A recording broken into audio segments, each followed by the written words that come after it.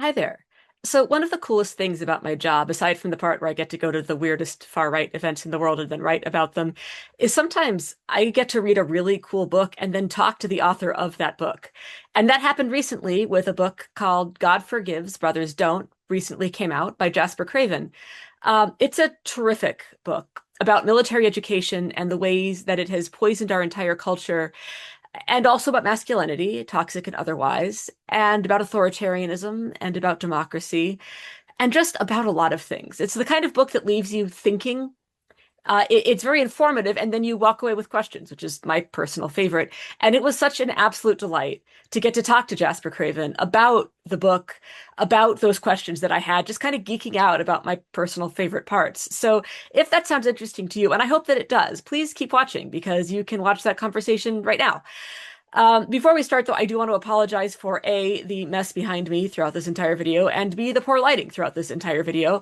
I actually have a pretty good studio set up in New York City where I live, thanks to some very generous donations. I am unfortunately not there right now and conducted this interview in someone's guest bedroom on about 2 hours of sleep. So please, I ask your patience and forbearance, and please just listen to the words, the lovely, lovely words. Without any further ado, here they are. Jasper, thanks for joining me today. How have you been? I am good. I am happy this book is out in the world. And I am kind of exhausted from trying to push it out amid uh, a million other distractions and a media ecosystem that is ceaseless and overwhelming. But I'm good. I'm good. In short, I'm good. But yeah, no, I can't imagine. I mean, this book was so research intensive and interview intensive. You did both. It was both things, which I can't imagine. The sheer volume of endnotes alone, never mind the interviews you did, is crazy. But let's get into it. Can you describe for the people watching kind of the synopsis of what this book is? Yeah, the book is basically a people's history of um, military masculinity. So basically, I think what I aim to do is sort of tell a story both about how core American conceptions of masculinity developed beginning with the founding fathers, and then also at the same time, sort of look at the main driver of those ideas, which I argue is the US military and sort of most explicitly military education, which I define as including service academies like West Point, Annapolis, the Air Force Academy, plus ROTC, JROTC, the Boy Scouts, the Young Marines, and then this sort of like amalgamation of military schools like the Citadel and VMI, some of them religiously chartered, state chartered.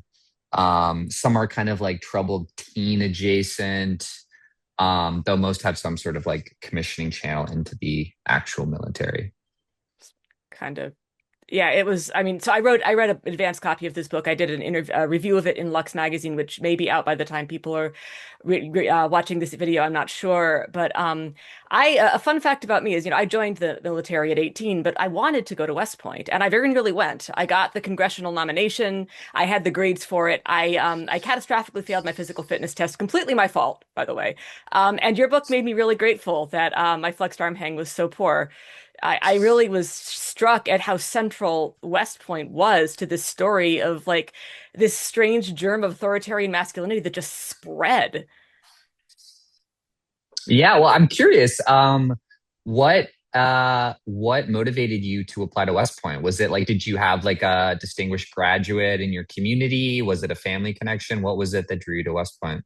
None of those things. No one in my family, except for like World War II, has ever served. My community was not a community that went to the military. I was upper middle class, and but I got the little pamphlet in the mail, and there were these, the gray uniforms, this promise of adventure, this campus that looked like a castle, and I was like, this is a chance for glory, and I could be a hero, and all that stuff, and of course, a free education, which they said would be excellent. And I was a high achiever academically, and I bought that hook, line, and sinker, which it sounds like is not the case.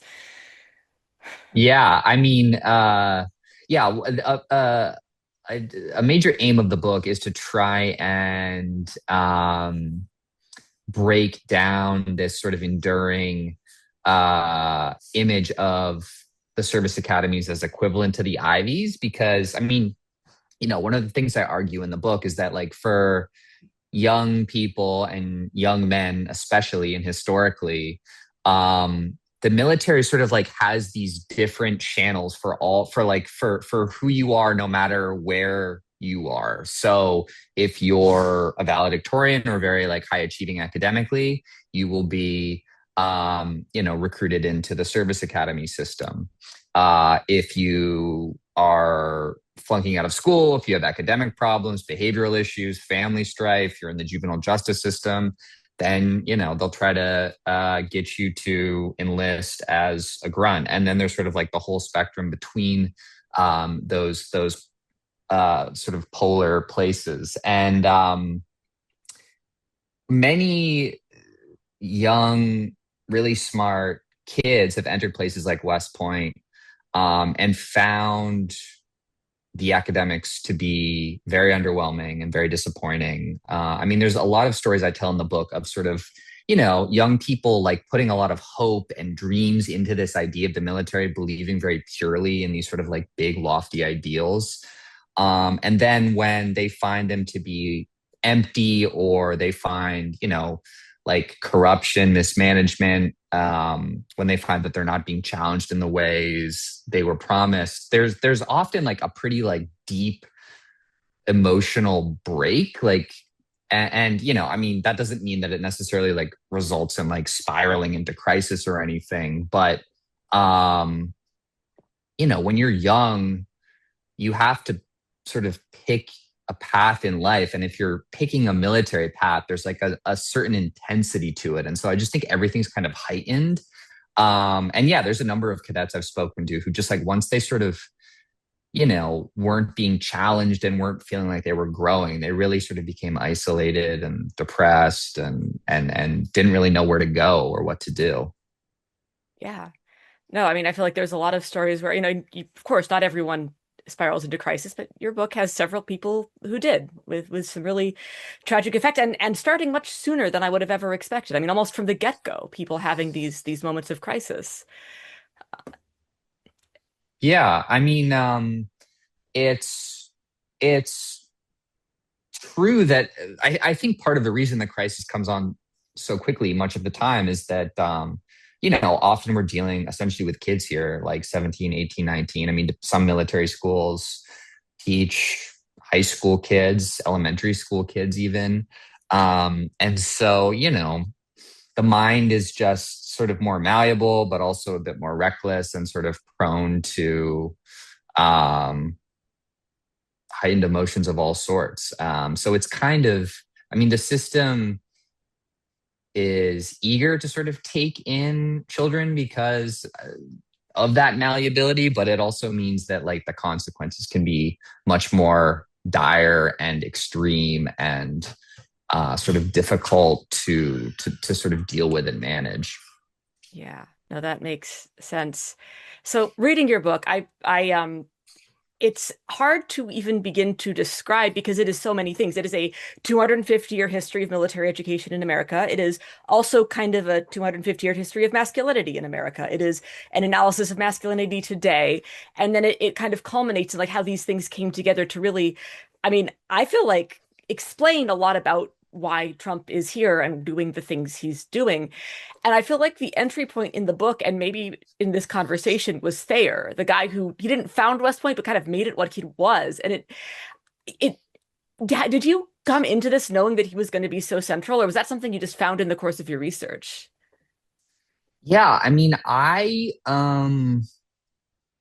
got into this book through the story of a single military school, Valley Forge, that I wrote about a few years ago for Mother Jones. And it was kind of one of those things, as like with a magazine story, there's maybe like two or three paragraphs that are sort of, hearkening back to the past to try to like create some context and connections to what's happening today. And this guy Sylvanus Thayer popped up pretty quickly just in like a cursory search. And I was like, okay, well, this is the man who sort of is considered the godfather of American military education, pioneered a curriculum at West Point that's since been replicated endlessly at other military schools. I mean, like Valley Forge, as one example, basically copped the honor system from West Point that Thayer pioneered for a long time. West Valley Forge basically had like the exact same uniform as West Point, and so I was like, okay, well, here's just like an easy connection I can make, and Thayer was sort of widely known as being pretty severe and punishing, and this perfectly aligned with like the really harsh hazing atmosphere and sort of administrative corruption and abuse that I was seeing. Um, but yeah, I mean, and then when it came time to write the book, I was able to sort of like go deeper, and I mean, a lot of times I was sort of like hoping that that like these nice sort of like alignments and connections could be made over the course of American history between early figures like Thayer and newer ones. And but yeah, I mean, Thayer really planted the seeds of many of the sort of like ugly sort of cultural elements that we're seeing today. And something you've pointed out off camera, which I think is really important, is that like fundamentally the system he designed was authoritarian. He really believed that like at the end of the day, the military had to sort of strip away identity, create total obedience, and that it was sort of necessary to create an authoritarian structure to defend democracy. And I feel like that's kind of one of the riskiest gambles that America made really early on. Was that this authoritarian structure could exist within America and not end up sort of like constraining democratic ideals and sort of threatening, the sort of primacy of the civilian and the urgency of sort of like domestic civilian needs and priorities. And so yeah, slowly like this sort of system that Fair really designed has cannibalized more of sort of American culture, the federal budget, and also just sort of like profoundly influenced how boys see themselves and feel like they need to sort of serve the world, because there's just like been this very intense urgency from Thursday on, even when it's not called for, where the military is just like desperate to have manpower. They are just like desperate to have a reliable pipeline of young people that they can feed into this system should, war break out. Yeah, I was so struck at that and how it got worse over time. These two things that one, some kind of crisis had to be brewing to get everyone afraid enough to give them money and young men. And then the second thing where it just kind of slowly ate into democracy, where it started this idea, right? Authoritarianism in service of democracy. And then very quickly, democracy, this like effeminizing force within that was it was threatening the actual military, and that there was something like effete and even adversarial about democracy. Yeah, no, that's a really good point. Because you're right, that's exactly, and I actually hadn't even sort of thought about it that way. I mean, clearly there's like these like intense gender dynamics that emerge pretty quickly just because the military is all male. And then you start to see like as West Point and other sort of like uh, parts of the military machine sort of orient towards the educational system, they're, at direct odds with public school teachers, many of them women historically. And they had their own vision for what education could be. They felt Right. that public education was vital to democracy, that it could actually, if structured correctly and without sort of like martial influence, could promote peace in like really deep and profound ways. Um, they saw a child's sort of imagination as this like incredible opportunity to envision um, a future that was better and purer and just sort of like full of coexistence and all of these things. Um, and yeah, and so you see the military like trying to dominate this system to undercut these ideas, and to sort of inject just like ideas around violence and domination and dehumanization and bellicosity into um, this pedagogy at a very early age. And, they largely succeeded in that. I mean, there were a number of fights in the early 20th century around compulsory military education in public middle and high schools. Um, those generally didn't stick. There were a few state laws, including New York, but the movement of sort of like pacifists, suffragists, teachers, socialists, academics, they were able to sort of beat back a lot of that. But then ROTC and JROTC sort of eventually takes hold and does create a pretty significant influence in high schools and colleges. And then there's sort of the Boy Scouts that sort of manages to, pervade the early lives of boys. And so ultimately, like the military wins this argument, um, and the curriculum that we see today is in very like subtle ways still imprinted by their efforts. I mean, the military in the early 20th century worked very hard to mandate the Pledge of Allegiance in public middle schools, and that persists to this day. They worked very hard to sort of imbue history courses with much discussion about wars and their consequences and their nobility and all of these things. That persists today as well. They, did a lot of work to through PE teachers of all That of all. shocked me. That floored me. I mean, it kind of makes sense, right? Like, I feel like we've all had that PE teacher who was like kind of just like gruff and mean and just like a sort of hard ass, like drill sergeant type. Yeah. Oh, yeah. No, I used to dread PT. I mean, PE. Like, I hated it. Yeah, because of that. Like, it wasn't like it was a fun time to, exercise and figure out how to play sports. It was terrifying. It did. It made so much sense, and yet it would never have just, yeah, the weird little ways that it kind of just sneaks into the culture and how planned it was. Like, the thing that sticks in my mind, especially, is like during the Gilded Age when all of the robber barons came together, you talked about, and like contributed money to this big fund that pushed a lot of the things you just talked about. I mean, this was always kind of capitalism. Yes, absolutely, absolutely. And the robber barons aligned themselves with military interests because they also just saw, and this was in the run up to World War One. They saw a lot of activism on campus against war. They saw a lot of sort of independence breaking out among young people that was peaceful and egalitarian and skeptical of power. And so, a major reason why these industrial interests push for compulsory military education and push to sort of squelch these ideas was that they sort of felt like it would sort of inculcate a certain docility among the workforce, and that would sort of help them as they, established and grew their, oppressive corporate structures.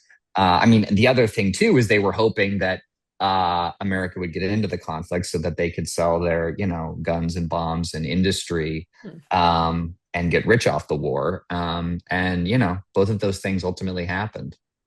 Yeah. Yeah, no, and this is something I think at one point you said this directly, but I felt like a theme throughout this idea that, the military pretends to be like, we're for men, we're for masculinity and manly men, and we support men's right to be men. And you point out like that's actually, it really devalues men, actually. It devalues male life. It reduces it to just kind of fodder for larger forces out of their control and beyond their understanding. Yeah, absolutely. I mean, I think that if you sort of like untangle a lot of the sort of core expectations of the American man, they are pretty.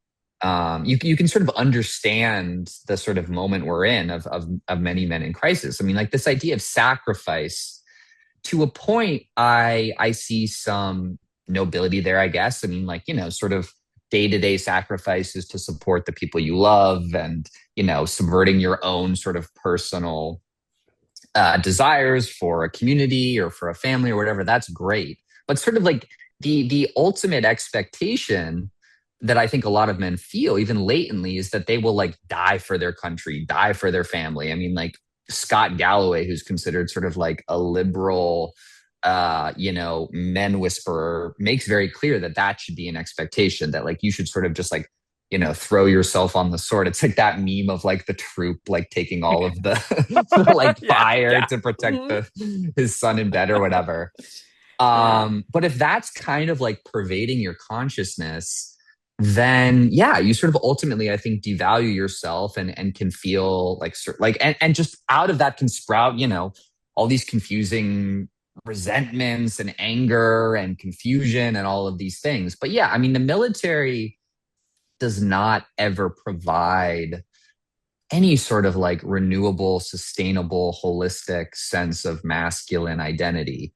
Um, and I mean, like this is true even, and maybe even especially true, like for the people who've been through like the heaviest fire and have the most medals and everything else. Like it's expected, like, oh, well, if you didn't like really have like a World War II era, like really heavy deployment where you can, tell your war stories, then of course you're not going to feel like the ultimate male. But you talk to those guys and they feel empty, they feel shame, they feel like no matter what they have done, because of how the military is constantly withholding full validation, because there's always another rung on the hierarchy to reach.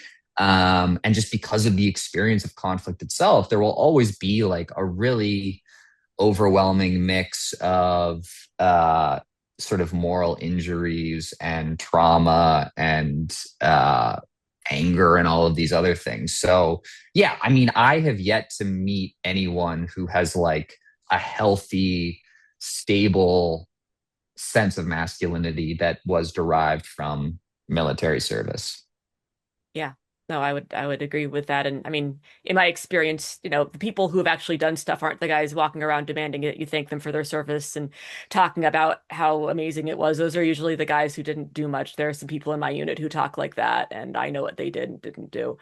But yeah, it's oh my God, now I can't remember where I was going. Um It's okay.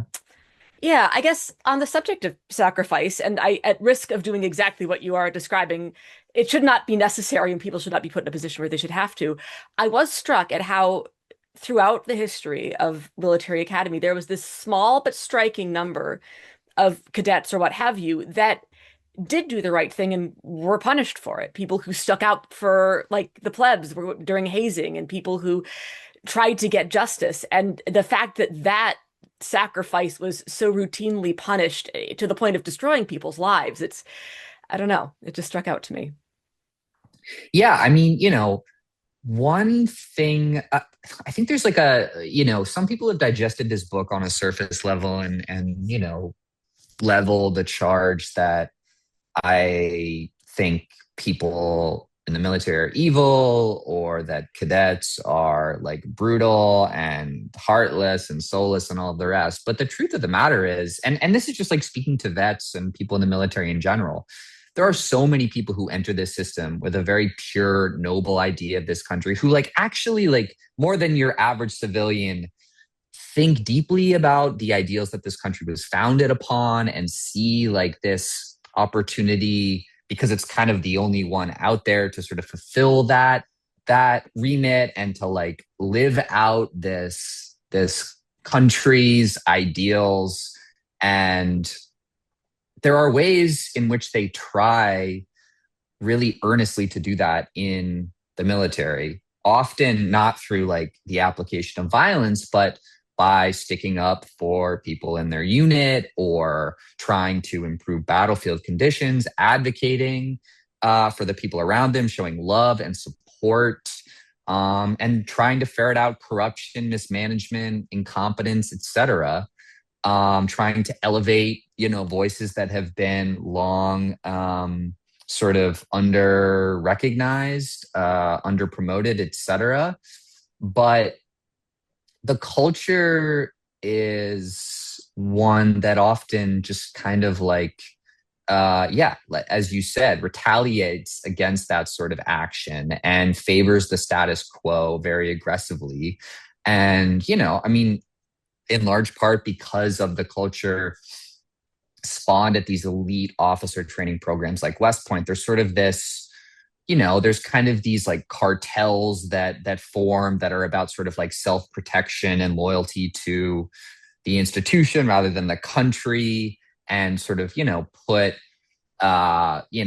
promotions and, status over like any other considerations. And so, yeah, I mean, the military is like overrun with retaliation of these sort of pure voices trying to make change. And there's just like this very intense um, allergy in the Pentagon these days to any sort of self reflection or reckoning. I mean, Pete Hegseth is kind of like a very loud, extreme example of this, but I really think that, I mean, ever since Vietnam, the system has been sort of unable to fully process what went wrong.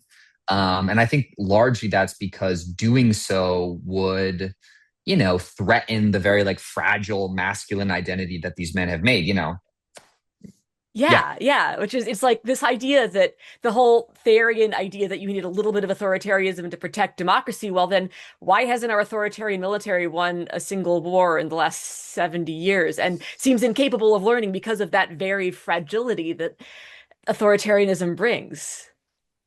yeah, no, absolutely. And, I mean, and like the great generals and the sort of like the soldier archetype that pervaded the first half of the 20th century and even before then, you know deeply imperfect, and often those men harbored incredibly reactionary, extremely racist and misogynistic beliefs. But there was also some nugget, at least, of like self-reflection and honesty and humor, even like not just like, I don't know, like everyone, so many people in the military now take themselves so seriously, and I Oh think my that's God. also, yeah. Yeah. And Oh, so like that's also just another thing. It's like just realize that, like, not everything, like it just sort of like relax into a more natural sense of yourself. I mean, because honestly, like even like humor or self-deprecation, like these are sort of, again, these are sort of softer elements of masculinity. But at this point, because everything is just like intensifying so quickly, there's not even any room to sort of hold any of those like softer elements because it's just considered like gay or pussy shit or whatever. So yeah. um it's just everything's so tight and hard and stoic now. Yeah. And it's funny. I had the opportunity while during my second deployment to work with MARSOC, Marine Special Forces, which was through a variety of events. I was able to do support because I had the equipment, I was intelligence. And without speaking to what Special Forces has become, what they've done, and what those people may have done, I liked them the best out of anyone I ever met in the military because they didn't have anything to prove to anybody. They knew what they were. They knew how cool they were. There was one of them that loved romance movies and he would talk about it all the time. Like they were just, there was no posturing because they were very confident. They knew what their skills were. And a memory that I have, and I'm just rambling, but there was a time we were in the talk, doing some intelligence, whatever, and the human intelligence coordinator burst through the door and he was like, "You can't do this mission. You're going to get my source killed." And he went to the mat. He's like, "If you do this, you're burning my source. He will die. His family will lose a father." And he lost that fight. But that's the kind of people that join. That's what we could have. And I understand why a surface reading could read as this degrading the military or at some point. Like, and there were a few points where I felt a little bit personally attacked, and then I got to sit with that. I was like, well, why do I feel attacked by that? And it was a really good experience for me.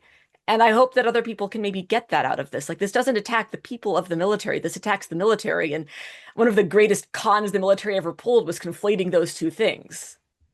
Absolutely. And yeah, I mean, people also often say, like, look, like, the military isn't any one thing. It's not, It's not a bunch of little tiny Pete Hegseths running around. And like that's true. Like the military is a reflection of this country, and that's really special and vitally important.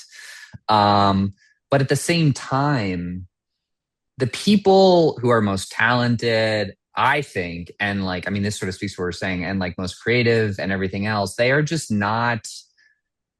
There's obviously like this insane careerism that pervades the military, and Oh my God. there's certain things you need to do to reach a certain level, and a huge part of that is kind of being a yes man. Like and I talk about this in the book. Like if you're getting the Joint Chiefs of Staff, you have almost certainly like seen some shit and sort of stayed quiet about it or not rocked the boat. Like there's just certain expectations. Um, and so they like unfairly promote people who should not be in those positions. They just, and that's again, that's not supposed to be a sweeping statement either. Like there have been people who have stuck their neck out and risked a lot, people like Mark Miley, um, and they deserve credit for taking those risks. But the upper echelons of the military remains, overwhelmingly white, male, conservative. There's an overabundance, a disproportionate number of people from places like West Point. Um, and, I mean, there's like really interesting data too about sort of the differences in general between a West Point officer who comes from this very insular, elitist, self-aggrandizing culture and ROTC, for instance, where like you're learning to be an officer while also at a liberal arts school, you're hanging out with civilians, you're understanding their perspectives, or like the classic Mustang, someone who started out enlisted and then sort of like is able to navigate all the way into the officer class. And those to me seem like the sorts of people who should have more opportunities to sort of get into these places and have real decision making power. I feel like one of the biggest rebuttals to this idea that West Point somehow harbors both the kernel of masculinity and therefore like the kernel of military competence is the fact which you just brought up and which is in the book and which I've certainly experienced that the last officer you want is a West Point officer. You want someone from ROTC, and if you can get a Mustang, that's perfect. Like you want somebody who's more well balanced. It's not just that this is bad. I mean, even if this worked, it would be pretty bad, but it doesn't work. It doesn't keep us safe. It puts us all in danger, if anything. Yeah, no, absolutely. I mean, um, there remains, yeah, this sort of like mystique over West Point officers. I mean, this is really sort of like among themselves and in the public's imagination. I mean, there's probably no better political credential, or it's definitely up there to be like a West Point graduate. I mean, many of the veterans who succeed in political life went to a service academy, come from a pedigreed officer background, and again, like they're very good at protecting and elevating one another. Sometimes they're referred to as like ring knockers or the West Point Protective Association or the West Point Mafia. I mean, Trump during his first term had like his little cabal of West Point guys that could sort of like navigate the Pentagon for him and sort of like smooth his, deranged ideas into the system. So they're like very good bureaucratic movers and shakers. They know how to work the system. They don't really know how to like lead much of the time, but they know how to sort of get power and wield it, and then parlay that into their own political careers or to the heights of the Pentagon or into business. But again, these are like those skills are sort of self-serving. There's not like a deep commitment to country and to the institution's improvement oftentimes with these men. I mean, I think it's telling that like just outside of West Point, outside of the gates, is this thing called the Thayer. I think it's called like Thayer Leadership Institute, and it's basically this firm composed of West Point graduates who purport to like have all of this incredible military knowledge that can be applied to sort of corporate governance and corporate success.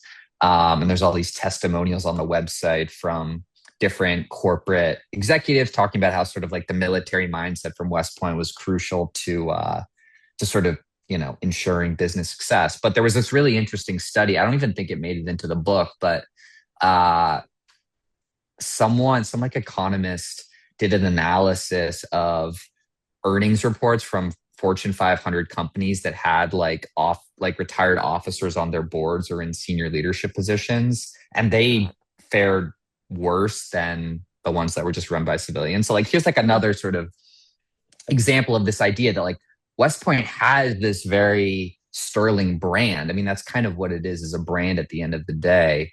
That people, sort of reflexively respect and feel like has this noble history and all of the rest. I mean, the campus, as you note, is gorgeous. And there's, notable people who've come out of there who've shown intelligence and capability. But especially at this point when we're sort of in this like late stage of, sort of like military empire, there's just sort of a lot of like unquestioning embrace of these institutions when they are, you know, developing and influencing American masculinity in really negative ways. They're also, as you noted, like uh, leading to intense incompetence and failure on the battlefield. Like any, someone who like believes very deeply in the military, who even has like a sort of imperialistic mindset should be willing to ask some of the questions that my book does, I think, because if you're looking for military success, the place to start are service academies like West Point, and they really have not had any intense independent oversight since their founding, really. Yeah. Yeah, the brand description feels right on, and that brand doesn't just have that brand carries some currency in liberal circles as well. So I have been dying to ask you, how has this book been received? Well, I mean, there's I've been like trying to, and I'm still trying to get it in front of skeptical military audiences. I've had a little bit of luck there. And, I think that like, I mean, often when I write something that's negative about the military, I just get like ratioed on Twitter by, I mean, not even military guys, but people who like, you know, dudes Fetishists. most, yes, exactly, exactly. And they just love to, dredge up old pictures of me and say I am low testosterone and probably queer and blah blah blah blah blah. So there's like a lot of just sort of like intense, personal slights coming my way. Um and then I mean and then other people just sort of like read the log line of the book, see that I'm arguing that the military breeds toxic masculinity and that's all they need to hear. And so there's just like, negativity and criticism that comes my way. Um, I like really am hoping and I'm trying to get the book into the hands of people who are like very skeptical of my thesis. And I would love for them to read it and for them to discuss this with me because I don't know. I mean, I I understand that like maybe there's certain like polemical elements to what I argue in the book, but it's basically just a history. Like it's not Yeah. and it's a people's history. Like I spoke to a lot of people. I'm not just like, I was very I was really worried that like, either someone like John Meacham or like a military historian who knew their stuff could just like easily, you know, uh undercut this book if it was like if it had like major glaring errors or omissions. So I do Mhm. think that like, you know, the text itself is pretty straightforward and pretty like solid factually.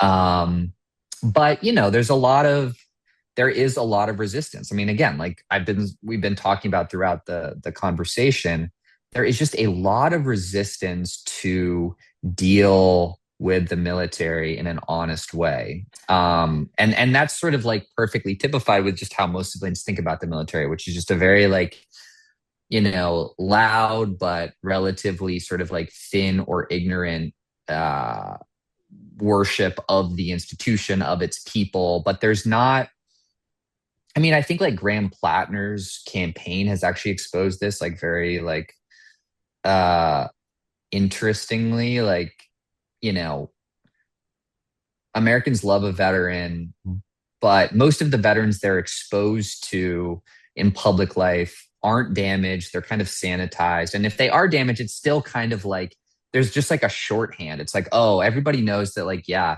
veterans get PTSD and like PTSD is bad. And like it's really sad that veterans get PTSD, but there's not much more beyond that, Right. There's Like not like keep going. Keep going. yeah, yeah. Yeah. Right. What Yeah. does Yeah. that lead to? Oh, so now you're angry and hateful and Yeah. drinking and Yeah. self-destructive and Yeah. looking for meaning, and then you end up in a militia. Now you're a January 6th. Like there are like there, Mhm. it's just yeah. So Yeah. I never thought that my book would like, finally break that dam. But I'm sort of hoping to just like keep agitating and agitating, and hopefully it can spur um some I don't know, discussions that sort of expand the boundaries of how we think about the military. And again, like this is not about any person in the military. This is about a system. This is about a pedagogy. This is about a curriculum. This is about what happens to people and how they are changed. Um, Yeah. and that can be difficult to it can be difficult to untangle those things. And I think probably at some points in the book I fail at sort of untangling them, or also, I think part of the not a problem with my book, but like there are many stories of like people doing incredible things in the military, supporting each other, loving each other, showing real integrity. Yeah. That's all true. And could my book include more of those stories? Absolutely. But at the same time, like there's a lot of those stories already out there. So part of Right. the reason why there's, a decent amount of negativity is because I sort of see this as a corrective. But I don't know. I mean, it's hard to, I'm curious for your thoughts. Like, have you found like productive ways to engage with this community? Like what's been your approach? I mean, I haven't tried specifically, but I can tell you, I mean, I feel like there is fertile ground out there. I mean, this is a self-selecting group, but every one of my veteran friends and I really don't like the whole thank you for your service thing. Like it's upsetting. I have learned to accept it in the spirit in which it is offered. I don't make a big thing of it. I just want to move past it. But there is this weird, like, almost terror of not thanking the military for their service, whether that means directly or like through like, no, no, no, but however, all this. And that is true. Look, I had good experiences in the military. I made really good friends there. I grew up there. I changed my entire worldview. I went in as a conservative and came out as a lefty eventually because of it. And so I my experience wasn't entirely negative. It was pretty damn negative, and people don't talk about it, and people are afraid to talk about it. And that's upsetting. And I do think that like if people would just engage with the material, I think that they would find a really thoughtful exploration of what is actually happening without all that just icing kind of slathered over the shit sandwich, which you'll excuse the weird mixed metaphor. But like, I don't know. I People need to read it, and I hope they do because we need to have these discussions. We have to stop fetishizing the military. The military is a job. It's like a garbage collector or a fast food worker. It's a job that I think needs to be done sometimes. It's not I don't know, I don't think it should be a glamorous job. And that actually gets me to what kind of where I wanted to go with all this, which is I think you've done a really good job of explaining why having an authoritarian military as a democracy is a really poor choice and why it has led to us kind of becoming authoritarian. But what I've walked away from, and this is like, I think it's cool to walk away from a book with a question, but my question that I've been pondering ever since is like, so what does a democracy's military look like? Like, how do you make a military that functions in a way that helps democracy and actually protects it rather than this weird little authoritarian cult in the middle of it? Yeah.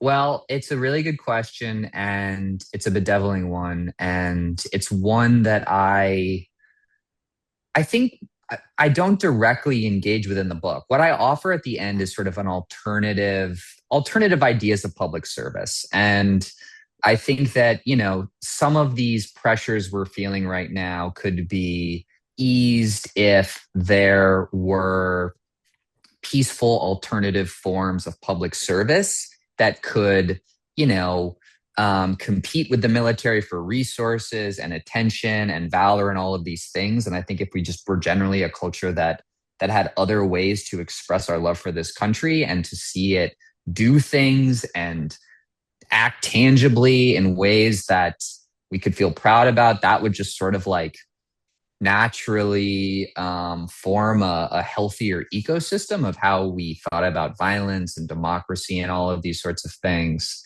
Um, but as for like the specific design and sort of functioning of a military, I think what it comes down to is a very sort of like a culture really of accountability and a uniform code of military justice that was um, deeply respected and upheld and used to punish wrongdoing. Um, and the UCMJ is not perfect, and certainly military justice and how trials occur and command influence sways things and everything else. I mean, it's there's a lot of opportunity for impunity, and what we've seen, especially since Vietnam, is like war crimes go unchecked and unchallenged. But I think that like at this moment, that code needs to be revived and aggressively applied. I mean, like I was asking and I don't know, at some point maybe I'll try to write like a story about this, but my big question now is like, okay, well, how do Democrats envision, and Republicans too, who've been very critical of Pete Hegseth's stewardship of the Pentagon, how do they envision like reforming the place? Like what sort of like truth and reconciliation will occur? Because I think there needs to be something pretty extreme. I mean, you listen to the Yeah. rhetoric. What were you going to say? Oh, just an emphatic agreement. Yes. Yeah, yeah. And so it's like, okay, well, and I asked, Chris Van Hollen this like for another story just out of curiosity. And I asked Jason Crow, former Army Ranger, and like they're sort of like, oh yeah, yeah, yeah. Well, like definitely the Pentagon's out of control. This is like we're crossing the Rubicon, blah, blah, blah. But they haven't really thought, as best I could tell, at least in these interviews, like about what that would look like. I mean, will they, install JAGs and a sort of military justice corps that is willing to prosecute Pete Hegseth for war crimes over the strikes in the Caribbean? Probably that should happen. Oh yeah. Like, I mean, what about all of the sort of just like corruption and contracting and the revolving door? Like, you should, outlaw these things. I mean, just the the Pentagon and the military is, everything is sort of just the stakes are higher, because of their power and prestige and the ideas that they're playing with the sort of the world that they're building. And so like any sort of seeds of corruption or retaliation or whatever, they can just quickly spiral out of hand. So I think there really just needs to be like a multifaceted campaign to root out corruption, ensure accountability, um, and elevate a sense of like integrity that isn't just sort of rhetoric. I mean, that's the other thing is a lot of these big ideals have just are relatively empty. Like they haven't been sort of tested or articulated in a thoughtful way or applied in a thoughtful way in a really long time. So it's a million things. This is kind of just spitballing. I mean, those are some of my ideas. What do you think? No, I mean that actually makes a lot of sense because I admit like the final chapter I was like, well, that's really cool, but like I don't really see how that's an alternative to military service. You know, I'm not a pacifist, but you talking, it's like, no, this is the cultural response to a cultural problem. If you don't have masculinity completely tied up in this violent model, then maybe the violent model loses its power and it's just another job that's unfortunate and you hope you never have to do. And that makes so much sense to me. Yeah, Like, yeah. yeah. We'll I see. I'm sure none of it'll happen, but maybe it will. maybe someday. Oh my God. It's just no that Hegseth's just I mean, cheering on war crimes, openly cheering war crimes. It's a goddamn nightmare and it's hard to have any hope, but fascism burns itself out hopefully soon. So I mean, and also like, I mean, nodding to your piece about ICE, like there's now also just like these like, similarly militarized domestic law enforcement agencies that are, big and powerful and not easily reformed or suppressed. So it's like it's just kind of like infecting, yeah. domestic No, it's life too. spreading. Yeah, yeah. Yeah. No, it's horrific. It's yeah, like this like the civilian conception of the military has been made flesh and now it's ice and it's running around and hurting people and putting them in concentration camps and executing people on the streets. On that cheerful note, is there anything else you think people ought to know about this book, about your writing of this book, the world, whatever? I think we covered a lot. I really appreciate the thoughtful questions. Thanks for having me, Laura. Yeah, no, thank you for coming on and for writing. For people watching, you should read this book. It's not just good for all the reasons we've talked about. It's really fun to read. Like it's really well written. It's not a chore to read. Thank you, by the way, for that. As somebody with a short attention span, it really grabbed me and didn't let go. So yeah, if you're watching, I hope you check it out. And thank you. I can't wait to see what you do next. Thank you so much. Thanks a lot, Laura. All right.